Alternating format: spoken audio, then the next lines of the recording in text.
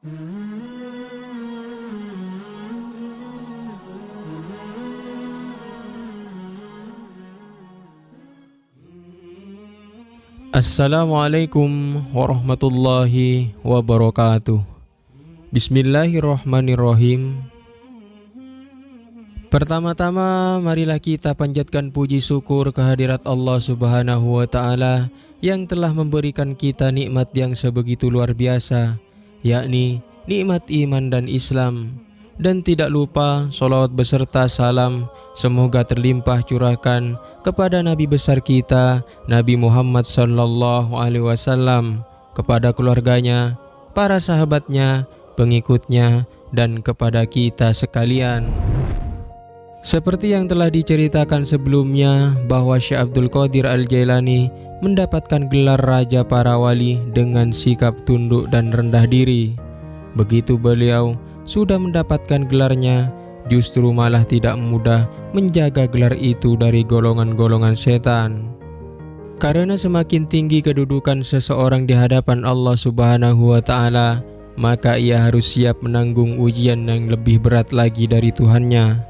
Setan terus menggoda manusia dan para kekasih Allah Subhanahu wa Ta'ala hingga hari kiamat agar terjerumus dalam api neraka, tak terkecuali Syekh Abdul Qadir Al-Jailani. Dalam satu kisah, ketika Syekh Abdul Qadir Al-Jailani lagi menyendiri, beliau dikagetkan dengan datangnya sebuah cahaya besar yang memenuhi penjuru langit. Lalu bayangan itu datang dan memanggil beliau, "Wahai Abdul Qadir, aku ini Tuhanmu. Kamu adalah kekasihku, aku akan meringankan syariat untukmu. Apa yang kau haramkan sebelumnya, sekarang aku halalkan untukmu," kata bayangan itu. "Wahai yang terlaknat, pergi kamu sekarang dari hadapanku. Kalau tidak, aku akan hancurkan kamu," jawab Syekh Abdul Qadir Al-Jailani. Begitulah setan menggoda para kekasihnya. Ia mengaku dirinya sebagai Tuhan agar Syekh Abdul Qadir Al-Jailani percaya dan mengikuti perintahnya. Namun Allah Subhanahu wa Ta'ala tidak akan membiarkan kekasihnya terjerumus ke dalam jalan yang salah. Setan diberikan kebebasan oleh Allah Subhanahu wa Ta'ala untuk menggoda manusia sebagai manifestasi keadilan kepada seluruh makhluknya. Sesaat setelah kejadian dialog tersebut, tiba-tiba cahaya itu padam dan sedikit demi sedikit hilang dari pandangan Syekh Abdul Qadir Al-Jailani. Beliau terus menyendiri, menikmati keindahan alam sebagai bukti kebesaran Allah Subhanahu wa Ta'ala. Tak lama kemudian, bayangan yang tadi menghilang kembali memanggil Syekh Abdul Qadir Al-Jailani dalam wujud kabut dan berkata, "Kamu selamat dari godaanku wahai Abdul Qadir karena dua alasan. Pertama, karena ilmu fikih yang telah melekat dalam jiwamu, engkau mampu membedakan mana yang hak ataupun benar dan mana yang batil ataupun salah. Kedua, karena kondisi spiritualmu dan ibadahmu, Allah Subhanahu wa Ta'ala membukakan hatimu dan membimbingmu menuju jalan yang benar," tegas kabut tersebut. "Apa yang aku miliki saat ini semuanya hanya milik Sang Pencipta.